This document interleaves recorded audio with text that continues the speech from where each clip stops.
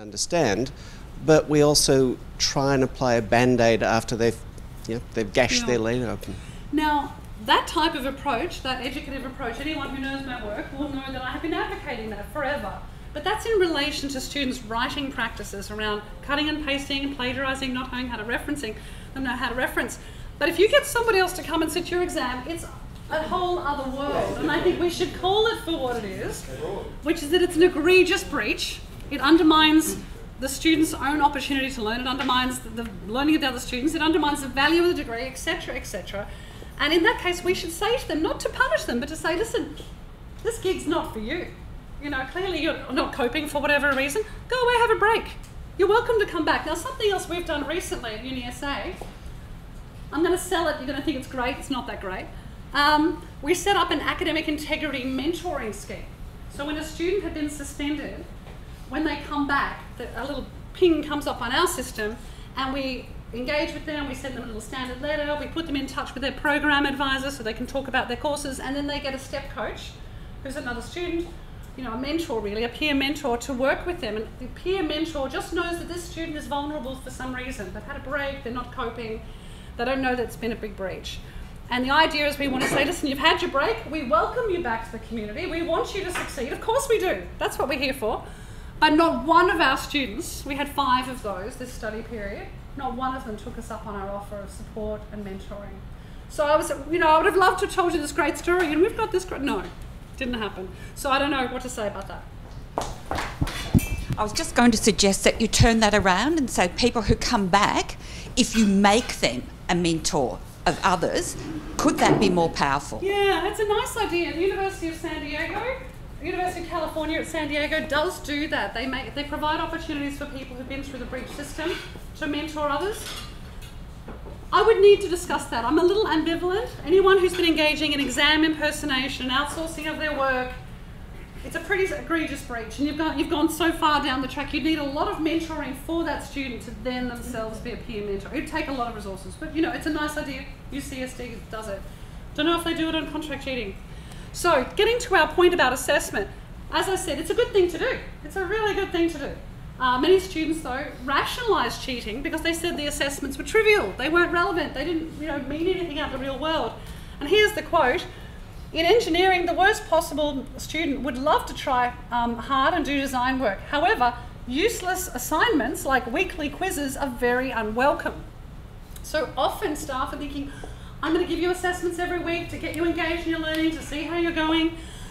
Sad news, folks. Our quant data as well as our qual very clearly showed in some disciplines, the 2 disciplines are engineering and science to a less degree, but mostly engineering, small graded tasks are more likely to be outsourced because the student perceives them to be trivial, not relevant, and just busy work. So even when we try to do these things to support our students' learning, sometimes it can backfire. Students are more likely to cheat with take-home exams and online quizzes. We had a whole lot of feedback around online quizzes. Online students were no more likely to cheat than face-to-face students, but online quizzes, these little things that you get students to do, to prep for their class, the online quizzes are just rampantly full of cheating. One student will do it for this week and do it for the whole group, and the other person, or they sit around together in a lab.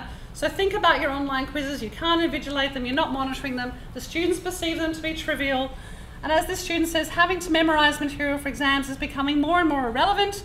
Universities would do well to remember the resources available to students once they enter their profession and spend time testing, quizzing, examining students in a more relevant manner. So if the assessment is perceived to be irrelevant, not appropriate to their profession, just busy work, they are more likely to outsource it, for sure. And that's another quote, I'm going to move on quickly. But authentic assessment, even though we think it matters, we want to do professionally relevant, real-world type, personalised, unique assessments. We want to do that, but even when we do, it's not a solution. So we identified 5 factors of authenticity based on the literature, and then using these, we rated out of 5 the authenticity of those 200 samples that we looked at from 111,000 procurement notices. And we also looked at those assessments that had been substantiated through the breach report process of 2 universities. And we classified them, we coded them against the 5 authenticity factors. So here was the interesting thing. This is the thing to look at here. The middle bars, folks. So assessment tasks with no, some or all of authenticity factors were routinely ordered by students online. They were routinely outsourced. So these ones here, they had quite a number of authenticity factors, and even those with 4 and 5, like so authentic, they fulfilled every criteria. And in one discipline, education, all of the orders were for really highly authentic tasks. Now, it could be that really authentic tasks are complex and difficult, and students have no prior experience of authentic tasks. A lot of our students come from high school or from another educational background where they've been told, write an essay, get your stuff from Google, put it all together, or learn this stuff. Suddenly we're asking them to reflect deeply on a unique experience. It's hard. So even though students want the authentic experience, unless we really train them and support them to do it, maybe they'll be tempted to outsource it. And here in the university breach data, 3 and 4 factors, that is really authentic ones, were more often in the breach data when we compared them to a control sample. So the control sample is the yellow, they're just all the breaches. The orange ones are the ones that were substantiated as contract cheating. And those with 3 and 4 authenticity factors were found more in the outsourced work. Now, you're like, oh, I'm just feeling despondent now. I don't know if most of you are familiar with Anne Rogerson's work from University of Wollongong. She's done some nice writing on this, and what she said is, authentic assessment's good. You know, it's relevant, it's good, so it's a good thing to do. It's not going to solve the problem, but what it might help you do is identify when students have outsourced it. So our hypothesis here is maybe it's showing up more in the breach data because that's how they identified it. It was personalised, it was unique. It's pretty hard to fudge that with an online cheat site. And we asked students which assessments were less likely to be outsourced, hypothetically speaking. And you can look at the range, and there were actually 13, but we've put the top 9 here. Now, the literature early on talked about, and I've even heard senior managers say this, the way to fix this is just give a short turnaround time.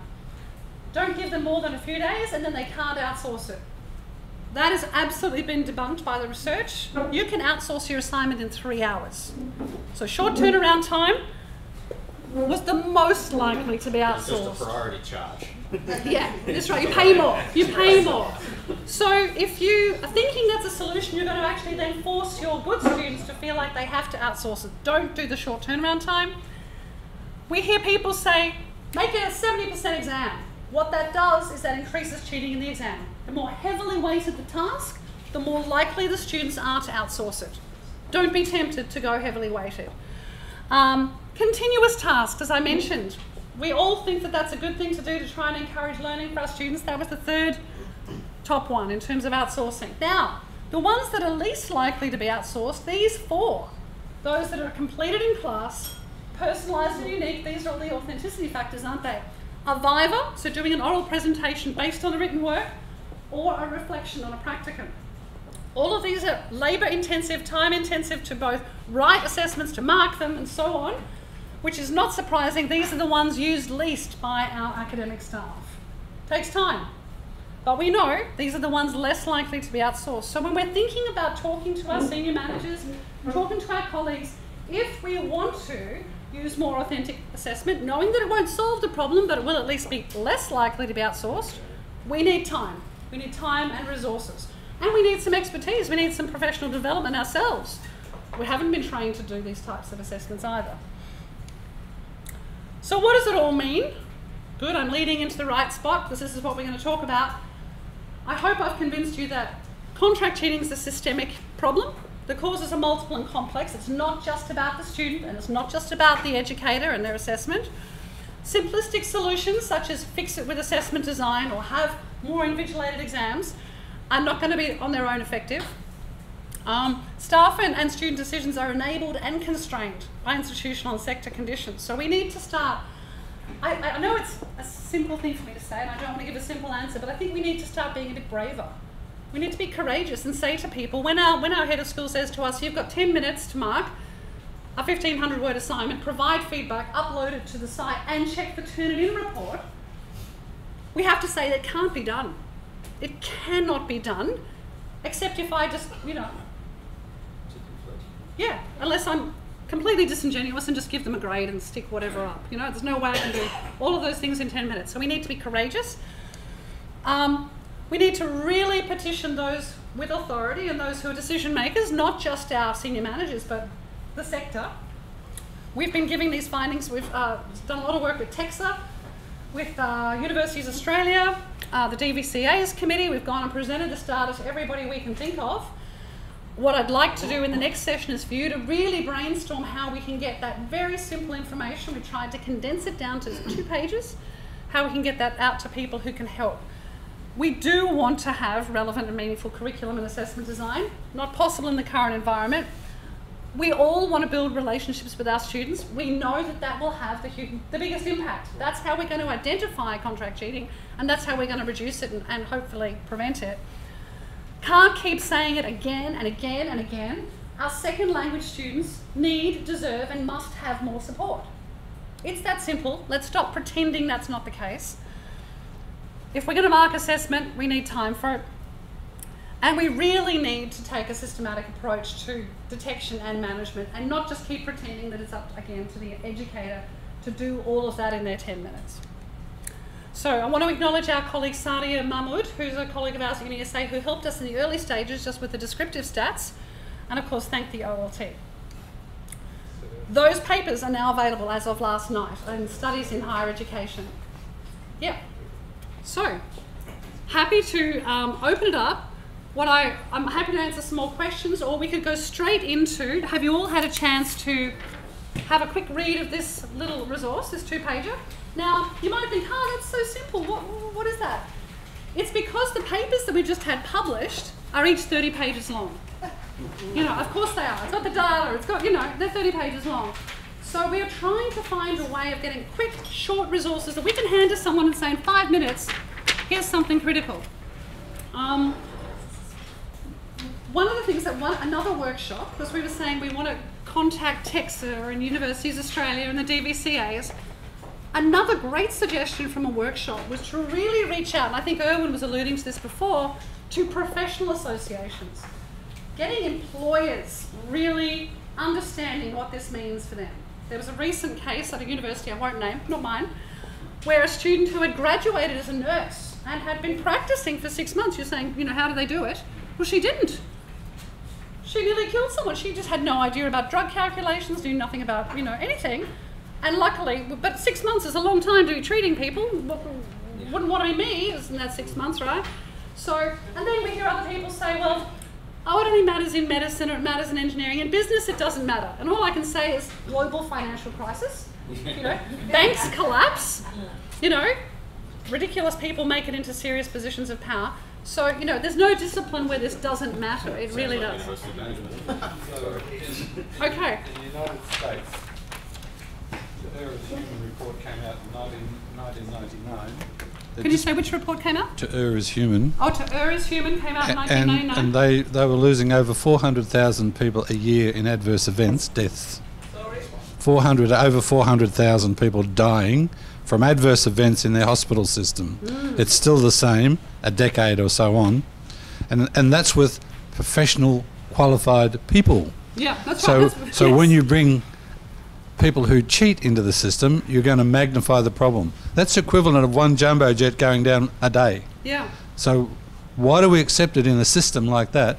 We really have to get on top of not just the qualifications, but how safe and competent they are at the end of the day. When they graduate. And I don't think we do that well in the higher education system. We don't. And we need to, it's very easy for us to point the finger and say what the problem is. I think we all agree what the problem is, and our data has shown that. What we need to do now is come up with solutions.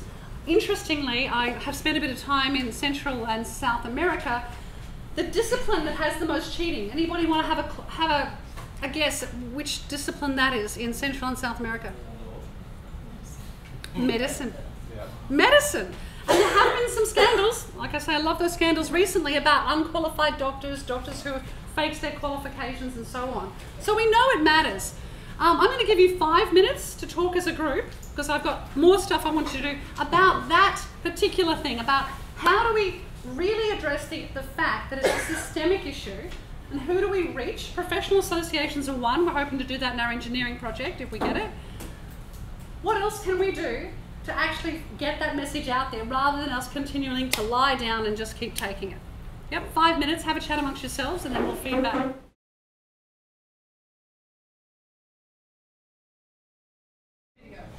Hi everyone. I think what we looked at definitely was not whom we are approaching, but what do we do to help students who speak other languages other than English. So I just discussed with my colleagues and I say there's something I did in class with students who spoke English as a second language, getting them to read a passage, and I told them to use Google to translate to their language. And once they did the translation, I told them to paraphrase in their language and then use Google again to translate that back in English. And at the end of the day, the result was quite remarkable, that they're really good with paraphrasing and summarizing, other than telling them directly to summarize in English. So what we're thinking is, how about we get someone to get them resources to use their first language as a powerful resource they have to be able to do things the way we want them to do. Would anyone like to respond to that?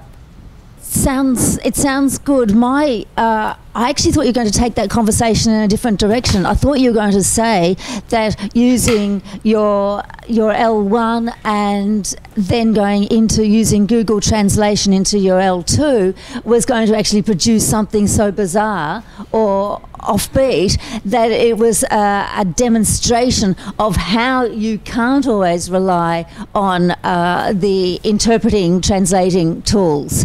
Because I think whilst your exercise worked for your instance, I think there are many instances where it doesn't work, and the students need to be warned, but demonstrated, and it can easily be demonstrated with a couple of paragraphs, that system isn't as robust. Funny you should use that issue, and we'll get back to Lote in a minute, but I do want to respond to that. The IJI, the journal I published with Springer Open, has actually got a call for papers right now called Machine-Based Plagiarism, the Death of Originality in the Digital Age. And that is all about using article spinners like Google Translate, paraphrasing tools. Some of them are quite good, some of them are terrible, and a second language learner who's struggling already can't tell the difference. I'll be honest, I'm not convinced that that would ultimately help a second language student get better at English, which is what they're here to do, and to graduate in English. But you know, the point I like about what you're saying is, let's be creative. Let's try to think, how do we support our students? But we are supporting them to improve their English and improve their learning outcomes in English, because that's what they're going to graduate with. But going back to, let's stick with what we were hoping to do. Looking at this issue, we're going to get to Lote in a minute. I might give you the Lote resource in a sec. Thinking about how do we make inroads to what might seem like an overwhelming systemic issue. Does anybody have any ideas? We did talk broadly about the reputational impact. When education is the third largest export earner in Australia, behind wool and wheat and coal, we sit there as a huge income for the country, and international students are critical consumers of that. If the reputation of our universities drops, they will stop coming here. So Absolutely. Government has a financial interest in making sure we have a high quality outcome. I think the problem at the moment, this is just my view, correct me if I'm wrong, is the government thinks we do have a quality product. They think it's jolly awesome, they think it's fine. They don't actually understand these issues are not actually in front of their noses, except when there's a scandal, which is why we love scandals. This is on the front page of the paper. But generally speaking, I think the government and the decision makers around our international education as an export product believe we do have a quality education product. So it's hard to tell them that it's not. Felicity. Yeah. How do we get that message to them that it's actually not? One response to that is I've found that the reporting of academic misconduct rates within university reports, universities don't want to admit that there's academic misconduct, and so there's this pushback, don't report it, because it will make us look bad, whereas of course the inverse is true. The more we're onto it, the better reputationally speaking. So one of the things that I think we need to do is to support staff in reporting it, because you know we see that the statistics show that staff either deal with it locally or are lenient or whatever, and I think that staff feeling capable and supported in reporting and dealing with academic misconduct, from having a better relationship with their academic integrity officer to giving time, space and professional development, because the more staff deal with it, the less students are likely to cheat, but the more likely they think they can get away with it, they reduce their ethical sensitivity. So I think we have to actually report it. Can we be naming and shaming? I know VU has a stalk space. Now, I'm not going to. I look at see what the students say, but I never go into that space. But if there were some way of putting a story on VU stalk space, then that's.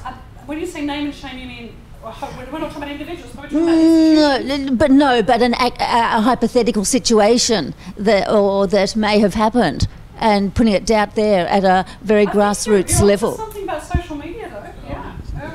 Yeah. We've had an exponential growth in the use of social media and sharing and caring stories around the university at Monash, and you go in and you see 500 hits later. So everyone's had a read. So if you wanted to penetrate grassroots educators, instead of sending out emails which they don't look at, and waiting for them to read your publications, which is serendipitous at best, you could use a social media approach from a positive point of view. Look at this data. What does that mean to you in your unit and your subject? And then you overlay that with offers of staff development, obviously, but we also have to have a top-down stuff. We need to shake the tree at the top as well as from the bottom. That's really shaking the tree at the very top. Let's keep going along here. I think social media is a great idea. Actually, because we're thinking about bite-sized chunks of information, which is why we're trying to do nothing more than 2 pages. But we could be starting to put in there, like you suggested, some quick stats on social media. I think, and I teach 80 students in one class, and all of them are international students. So I can give you my experience. I think students, international students in particular, really do not know what is cheating. They think it's fair income what they are doing, which is plagiarism, whatever you want to call it, Turnitin, and all the software that you're using. I believe the students that I am teaching are mostly postgraduate students, and it's a lot easier with them. I can understand that. But the way I do it is make sure that you make them understand. I think the biggest players are not the staff, not the government, not the social media and other aspect is important. The most important are the students. If you tell them and give them values right in the beginning, I have seen after the first assignment to the second assignment, the plagiarism levels have reduced dramatically. We wanted to explore that hypothesis that international students don't know that it's wrong. What we found, in fact, is that is not supported by the data. We separated out the responses to some questions asking students, how wrong do you think these various behaviours were? We listed them all, the 7 plus more. Lots of different plagiarism, exam impersonation, receiving assistance, blah, blah, blah, all the behaviours. And we separated out the responses from international versus domestic, LOTE, language other than English, versus native speaking students, L1 and L2. And there was no discernible difference in students' attitudes towards the wrongness of the behaviours between international and domestic, or between L1 and L2. The only difference, really bizarrely, was both international and LOTE students thought that buying, selling and trading notes was more wrong. Even though we hadn't said it was a cheating behaviour, because they're like, oh, it's all wrong, you know, they're sort of nervous, but there was no discernible difference, no statistically significant difference at all between those two comparison groups. So I don't think it's a cultural issue. Our data shows it's a language issue, particularly around plagiarism, not being able to manipulate the language, not being able to use sources, so absolutely educating our students and explaining to them the value of their learning, for sure. And we will talk about what we can do in the classroom, but at this particular point, I'm interested to know what we can do at this bigger level. Not saying it's the only thing. We're going to get to students in a second. Max. two comments I wanted to make. The first was, you've talked a lot about not having enough time for marking, and you said something about, well, you know, the tree needs to be shaken from the top. I'm not sure if you're aware it actually has been. A case went through Fair Work Australia just recently, where an academic sessional staff member took a department to Fair Work Australia, and they had logged all their hours on marking and were told they're only going to be paid so much. Fair Work Australia turned that over, and they've actually had to be compensated for all the hours they've marked. So I think that is a precedent that can be used in the future. The second comment was there have been comments about the quality of Australian education. Now, anecdotally, I'm going to use my own observations. I've worked in 14 higher education systems internationally, and my observations are that we're outstanding by comparison. That's my observation, that's my belief. It doesn't mean we shouldn't risk it, if you know what I mean. So I'm not disagreeing we should get control of this stuff. I don't agree with anyone who thinks that Australia has a crap tertiary education system. I think it's brilliant. I don't think it's crap either, but I think we do have real issues that we can stick under the mat. Yeah. And we need to address them before we do go down. Yeah. So I just want to say that we at La Trobe have been working with the Student Union on communications. They're really interested in getting involved in this space. And last year, my colleague Robin Ugel, who some of you might know, did a Facebook live stream video on academic integrity, which had, I wish I could tell you the hit rate, but it was very, very high, had a very big audience. And they had students, and one of them was the ATSE student rep, who was sort of disingenuous and asked these questions that Robin then responded to. So it was a panel sort of format, and it was had a lot of, you know, a huge number of students tuned into that. I love that idea, and that goes back to getting students involved in the conversation. And if you like, I'll see if I can get the link to that, and you could have a look. That'd be awesome. And I think that also combines the idea of social media and live streaming and using technology to our benefit. Love the Fair Work example too. And within that context, I was just sort of talking to our table recently, a lot of students, there was, well, I won't say which member, but a prominent member of the student union body, it was news to him that collusion was actually a problem. You know, and so we assume that students know that working together to complete quizzes or do those sorts of things or help each other with assignments is problematic. And a lot of confusion. Collaboration, you know, and where that line is drawn, and that's absolutely the case. I recommend that you read, there's a wonderful chapter by Sue McGowan in the Handbook of Academic Integrity where she tries to define collusion, and so that people can actually understand it, but it's complicated. Okay, I'm watching the time. I think that was all really useful. I have to say I've taken some good notes. Deakin University is fantastic too. Anybody here from Deakin? Yeah, you know, Wendy Sutherland-Smith and Phil Dawson working with student union and advocates. That's another idea too. The advocates who have to support students through the process. It's getting the students involved at that big level, getting student leaders. Okay, let's have a look at your agenda. So where we're now is we're going to divide into 5, yeah? And I'm going to start down this end because I have a feeling this group wants to go on. And the only other thing, guys, as you're working, that I would draw your attention to, in the very back of your pack, the final document in your pack, is a list of all the resources that we actually are still working on and have in train already. So just check there and think, oh, good, they've got that. I'd like you to suggest some other things as well. Yep, so not things we've already got on the list. That'd be great. 20 minutes. And I will walk around and come and have a listen in too. And be prepared to report back with a spokesperson from your group.